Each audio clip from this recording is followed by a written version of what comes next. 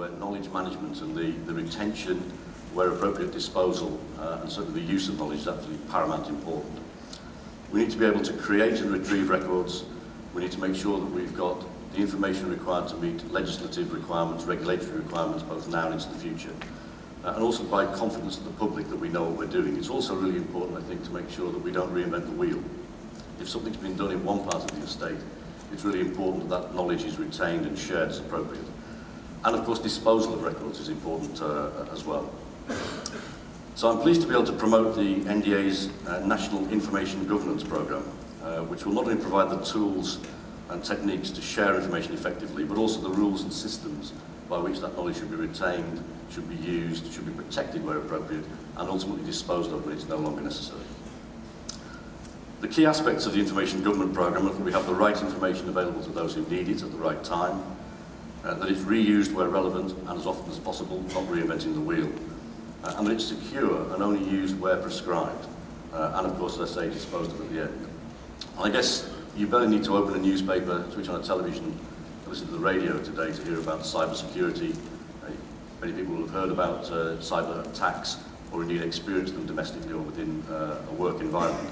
And it's really important that whatever systems we put in place around information governance meet the highest standards of cyber security to make sure we protect those things that are of particularly sensitive nature, many of which are in the industry we're involved in. The challenge really is how to maintain the benefits of the interconnectivity that we enjoy through networked IT systems, whilst protecting ourselves and our businesses. The government is taking the lead on a significant programme called Cyber Essentials. I'd certainly encourage you to familiarise yourselves with the principles of that.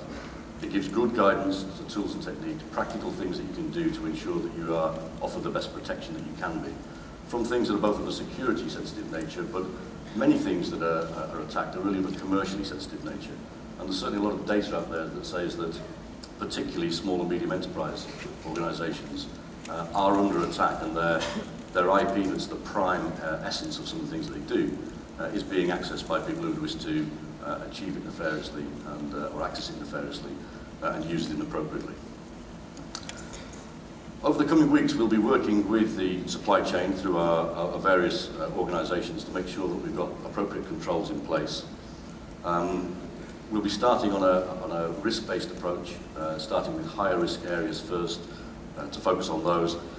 We'll be consulting and using the national supply chain groups that we have, both the regional ones and the national groups.